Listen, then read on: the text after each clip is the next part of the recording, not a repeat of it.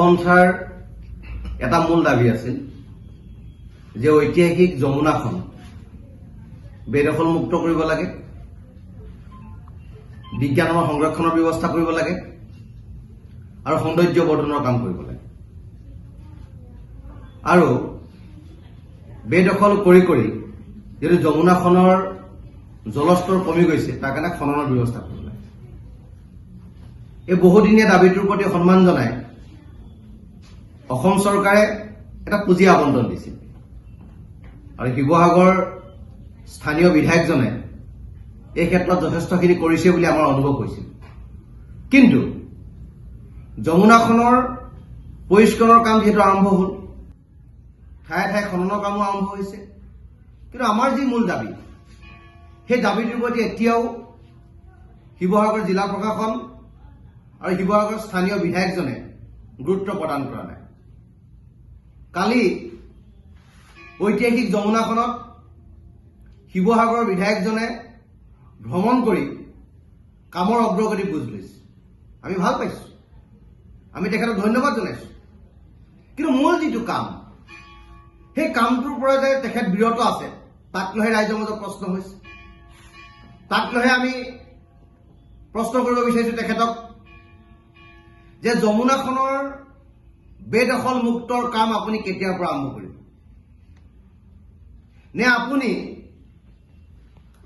যিটো পুঁজি আবণ্টন চৰকাৰৰ পৰা আনিলে সেই পুঁজিৰে কেৱল মাত্ৰ ঠিকাদাৰ ধনী হোৱাটো বিচাৰিব, নে সামগ্ৰিকভাৱে শিৱসাগৰৰ উন্নতি হোৱাটো আপুনি বিচাৰিব। যে যমুনাখনৰ পানীটো যদি শুকাই যায় তেতিয়াহ'লে ঐতিহাসিকভাৱে যি হাইড্ৰলজিকেল ইঞ্জিনিয়াৰিঙৰ কাম যিটো যমুনাখনে কৰিছিলে সেই কামটো ৰখি যাব আৰু ভূগৰ্ভৰ পানীৰ চাপ নিয়ন্ত্ৰণ কৰি 104 ফুট উচ্চতাৰ এই শিৱদৌলটো স্থিৰভাৱে ধৰি ৰখাত যমুনাখনৰ যি ভূমিকা সেই ভূমিকাটো নিঃশেষ হৈ যাব আৰু বৰপুখুৰী পানী শুকাই যাব আৰু শিৱদৌল দেৱীদৌলৰ প্ৰতি ভাবুকি আহি পৰিব। সেইকাৰণে আমি পুনৰ দাবী উত্থাপন কৰিছো যে অনতি বিলম্বে ঐতিহাসিক যমুনাৰ ওপৰত থকা যি অবাধ বেদখল সেই বেদখল উচ্ছেদ কৰিব লাগিব আৰু যেতিয়ালৈকে যমুনাৰ বেদখল উচ্ছেদ নকৰে তেতিয়ালৈকে আমি যমুনাৰ খননৰ কাৰ্য আৰু যমুনাৰ পৰিষ্কাৰৰ কাৰ্য আমি কৰিব নিদিওঁ। কাৰণ যমুনাৰ ওপৰত থকা বেদখল যদি মুক্ত নহয়, কেৱল মাত্ৰ ৰাইজক আভুৱা ভৰিবৰ কাৰণে যদি এই কাম কৰা হয় শিৱসাগৰ জিলা প্ৰশাসনে, তেতিয়া আমি কেতিয়াও এই কথা মানি ল'ব নোৱাৰো। আমাৰ স্পষ্ট দাবী শিৱসাগৰ জিলা প্ৰশাসনৰ প্ৰতি আৰু শিৱসাগৰ স্থানীয় বিধায়কজনৰ প্ৰতি, যদি অনতি বিলম্বে এই ঐতিহাসিক যমুনাৰ ওপৰত বেদখল মুক্ত নকৰে তেতিয়ালৈকে আমি যমুনাৰ পৰিষ্কাৰৰ কাম আৰু যমুনাৰ চফা কৰাৰ কাম আমি কেতিয়াও কৰিব নিদিওঁ।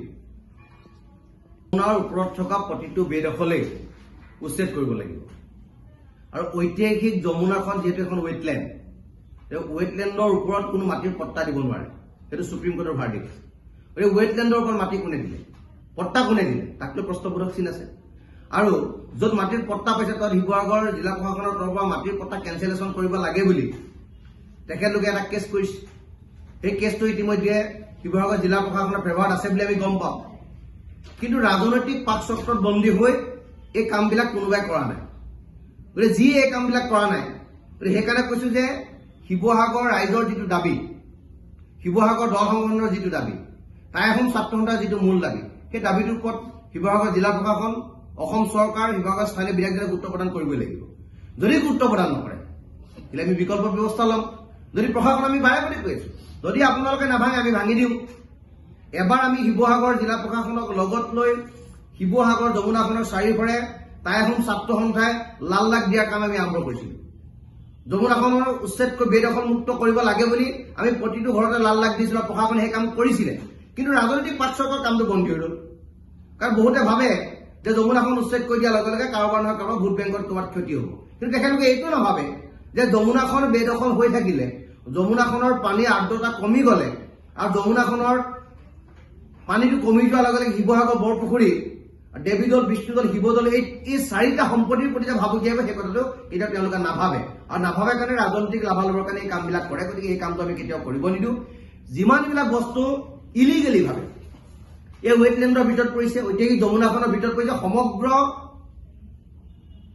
উচ্ছেদ কৰিবৰ কাৰণে আমি প্ৰশাসনৰ দাবী উত্থাপন কৰিছোঁ। আৰু বিধায়কজনে যদি এইখিনিত ক'ৰবাত যদি চেলেঞ্জৰ সন্মুখীন হয়, আমি লগত থাকিম, শিৱসাগৰ ৰাইজ থাকিব, শিৱসাগৰ দলঙত থাকিব, আৰু সকলোৱে একেমুখে ক'ব যে ইলিগেল কনষ্ট্ৰাকশ্যন ৰোধ কৰিব লাগে। আৰু ইলিগেল কনষ্ট্ৰাকশ্যনটো যদি নাভাঙে তে ইলিগেলটোক লিগেল কৰাহে হ'ব।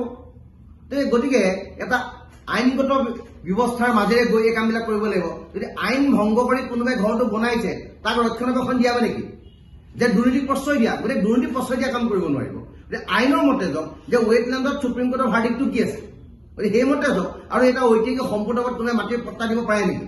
ইয়াত এজন মানুহে মাটিৰ পট্টা দি দিছে। সেই তেওঁক কি কাৰণে মাটিৰ পট্টা দিছিলে? আমি RTI কৰি উলিয়াইছে, তেখেতক কৈছিলে যে তেখেত হৈছে ভূমিহীন। কিন্তু হুৱেৰাই সেই ব্যক্তিজনে 465 লাখ টকা পাইছে, তেখেতৰ ভূমি আছে।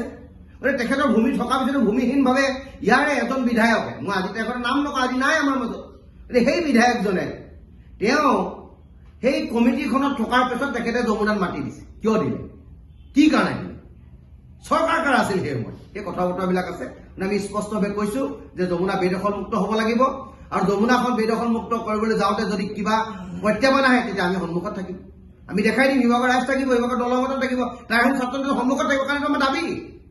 এই দাবীটো কেৱল মাত্ৰ টাইহোম ছাত্ৰসন্থাৰ দাবী নহয়, এই দাবীটো হৈছে সামগ্ৰিকভাৱে অসমৰ অসমীয়াৰ দাবী। কাৰণ এই সম্পদবিলাক অসমৰ সৌৰ্য বীৰ্যৰ প্ৰতীক, সভ্যতাৰ চানেকি। গতিকে অসমৰ সভ্যতা সংস্কৃতিৰ যিবিলাক প্ৰতীক, যিটো সভ্যতাৰ চানেকি, সেই চানেকিটো ধৰি ৰাখিবৰ কাৰণে যিটো প্ৰয়াস, সেই প্ৰয়াসক নিৰন্তৰভাৱে ফলপ্ৰসূ কৰিবৰ কাৰণে আমি টাইহোম ছাত্ৰসন্থাই সদায় এই জনমুখী কামটোত আমি হাত উজান দিম। সকলো কম্প্ৰমাইজ নো কম্প্ৰমাইজ।